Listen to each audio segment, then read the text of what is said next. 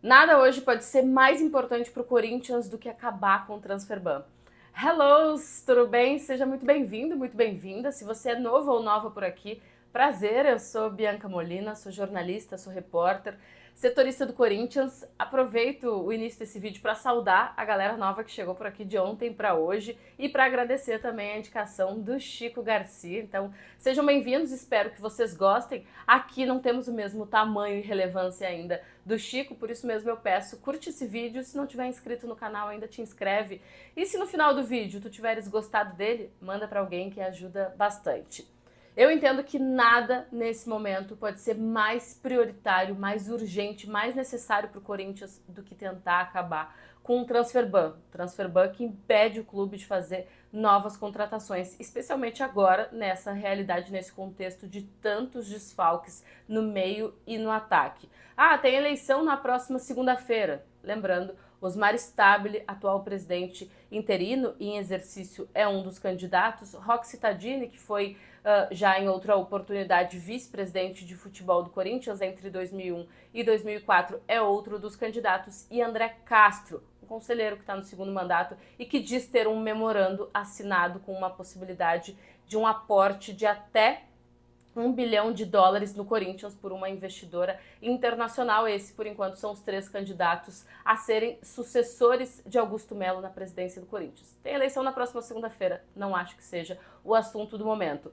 O clube não sabe se Fabinho Soldado deve seguir ou não como diretor executivo de futebol, muito por conta dos últimos acontecimentos e a cereja do bolo, a perda do Corinthians do Furquim para o Bahia. Não imagino que esse assunto seja tratado com urgência, especialmente sabendo que o comando, o mandatário do Corinthians pode ser alterado na próxima segunda-feira. Também não imagino que aconteça, mas pode acontecer. O Osmar Stabile pode não vencer essa eleição. Não imagino que esse assunto seja discutido com tanta urgência agora, nesse momento. Dorival Júnior, Bianca, ele pode cair? Se fala sobre isso? Duvido que internamente se fale sobre isso agora, justamente por essa possibilidade de mudança na presidência na segunda-feira e também porque as quartas de final da Copa do Brasil já estão batendo a porta. Tem 2 jogos muito importantes com o Atlético Paranaense. E entendo que quem está no comando do Corinthians está vendo também a situação difícil na qual o Dorival Júnior se encontra com essa longa lista de desfalques, especialmente no meio e no ataque. Então está precisando se virar, tendo menos jogadores e jogadores gabaritados à disposição. O Corinthians precisa pagar o que deve para o Memphis. Também não acho que isso tenha que ser tratado com uma urgência, a não ser, claro, que o jogador faça algum tipo de pressão. A urgência do Corinthians, a prioridade do Corinthians tem que ser o encerramento do Transferban. Para quem não lembra, o Corinthians comprou Félix Torres no começo da temporada passada, quando Augusto Melo ainda estava exercendo, né, o seu ofício ali de presidente do Corinthians naquela oportunidade, do Santos Laguna, um time mexicano, pelo valor aproximado de 33 milhões de reais. O Corinthians, na oportunidade, pagou só a primeira parcela, parcelou, dividiu o restante e acabou não pagando. A primeira parcela no montante de US$ 2 milhões, então pouco mais de 10 milhões de reais. Como o Corinthians não pagou mais, no final de 2024, o Santos Laguna foi atrás dos seus direitos, foi no CAS, né, na corte arbitral, denunciou, fez uma notificação lá contra o Corinthians e agora, nas últimas semanas, conseguiu o Transferban, que é uma ação momentânea para meio que colocar uma pressão no clube devedor para que pague as suas dívidas. Desde então, o Corinthians corre contra o tempo para tentar quitar isso de alguma forma ou negociar amigavelmente. Não conseguiu, mas informação de hoje, trazida por mim nessa quinta-feira nas redes da TNT. Primeiro, para quem não sabe, sou repórter na TNT Esportes. O Corinthians fez uma nova proposta para o Santos Laguna de pagamento. Uma terceira proposta para tentar, de uma vez por todas, por fim no Transferban. Essa proposta, ela prevê o pagamento de 70% do que o Corinthians deve para a equipe mexicana e se espera um retorno, uma resolução até amanhã, sexta-feira. Caso isso aconteça, imagino até que possa ser um ponto bem positivo para Osmar Stabile, já que ele é o presidente em exercício e concorre à presidência do Corinthians na eleição da próxima segunda-feira. É bom a gente lembrar que, além do Transferban que está em vigor, que está punindo o clube nesse momento por conta do não pagamento da compra do Félix Torres, tem outros 3 processos que correm contra o Corinthians. tem do Shakhtar pelo empréstimo do Maicon, tem do Tajeres pela compra do Garro e tem do Matias Rojas, que saiu do clube porque tinha valores em atraso e aí acionou o Corinthians na FIFA. Esses 3 processos já tiveram a chamada audiência prévia, preliminar no CAS, na Corte Arbitral, estão esperando um retorno. Caso eles entendam que realmente o Corinthians deveria ter pagado e não pagou, o Corinthians pode sofrer novos transfer ban. E aí, trazendo os valores, o do Shakhtar é 6 milhões de reais, já convertendo pelo empréstimo do Maicon, que não foi pago. O do Garro, em relação ao Tajeres, a equipe argentina, é 23 milhões de reais.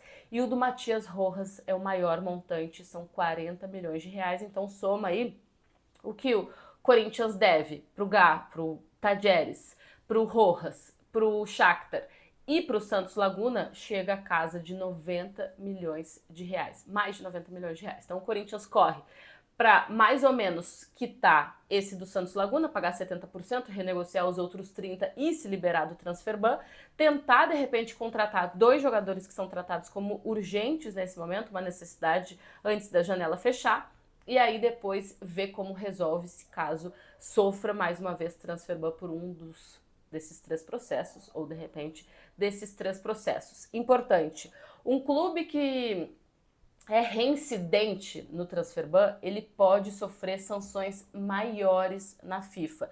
Até anotei a frase aqui, que a FIFA diz: reincidência é circunstância agravante e pode levar a uma penalidade mais severa. Bianca, que penalidade é essa? Pode ser perda de pontos, pode ser uma multa financeira, pode ser rebaixamento, pode ser exclusão de competição. Então, por isso, o Corinthians não pode deixar que os processos de transfer ban se acumulem. Não pode sentar e esperar as coisas acontecerem, mesmo se não tivesse nenhuma contratação à vista para ser feita, que não é o caso. O Corinthians está realmente precisando melhorar esse elenco, principalmente dada a circunstância de tantos desfalques ao mesmo tempo. Então, mesmo que o Corinthians não tivesse que fazer nenhuma contratação, precisaria correr para acabar com esse transfer ban e não correr o risco de haver esse acúmulo. Por exemplo, hoje o Corinthians está impedido de contratar jogadores pelas próximas 3 janelas, a que está em andamento e as 2 de 2026. Se o Corinthians chega até o final de 2026, por exemplo, sem pagar, sem resolver o transfer ban, aí provavelmente a sanção ela seria ainda maior, né? Não só uma prorrogação de impeditivo de contratar jogadores, mas sim alguma coisa na casa da perda de pontos, multa, rebaixamento ou exclusão de competição. E se o Corinthians tiver um acúmulo de transfer ban, também pode sofrer uma sanção mais grave. Então, no meu entendimento, nada. As pessoas vêm me perguntar: Bianca, o Fabinho, Bianca, o Dorival, Bianca, o Memphis. Nada, para mim, hoje pode ser mais urgente do que o Corinthians procurar novas receitas ou adiantamento de receitas já existentes para acabar com o transfer ban. Importante, ontem, quarta-feira, dia 20 de agosto, o Corinthians precisaria ter pago ao Memphis 11 milhões de reais de bônus. A gente sabe que o contrato do Memphis prevê, né, algumas metas que foram alcançadas por gols, assistências, participação em jogos.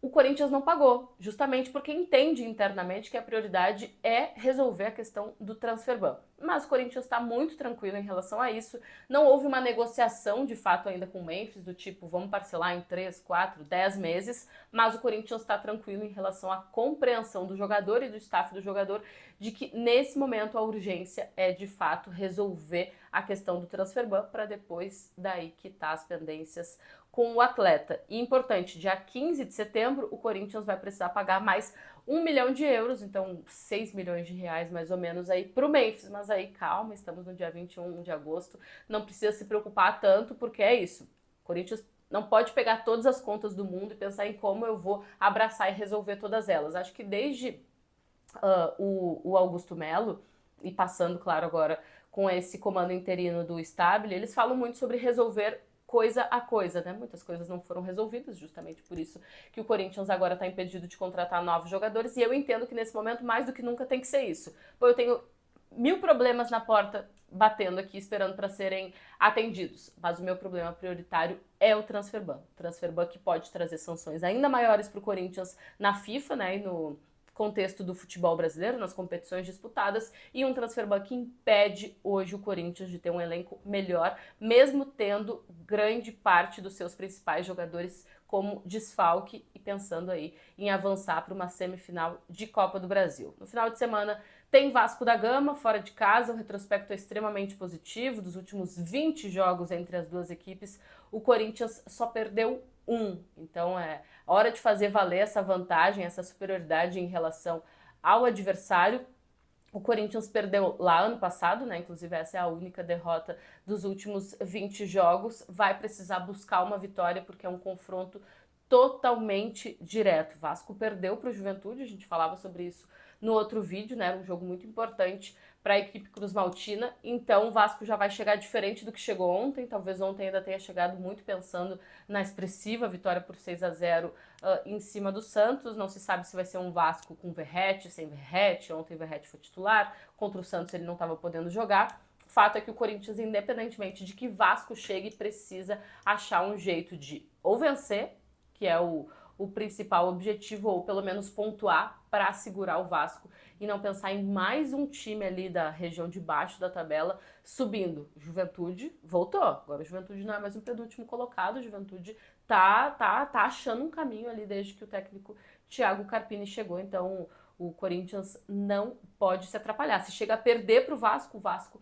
ultrapassa o Corinthians na tabela. E lembrando que eu já trouxe aqui, dos últimos colocados, o Corinthians e o Vitória são os únicos que já fizeram 20 jogos. Santos tem menos, Grêmio tem menos, Vasco tem menos, Juventude tem menos, e isso pode ser ainda mais perigoso. Gostou desse vídeo? Apesar dos pesares? Deixa o teu like. Se chegou até aqui e não te inscreveu, vai, por favor, me aguentou por 11 minutos, então se inscreve. E se gostou dele, manda para alguém que ajuda bastante. Beijo, tchau, se cuide.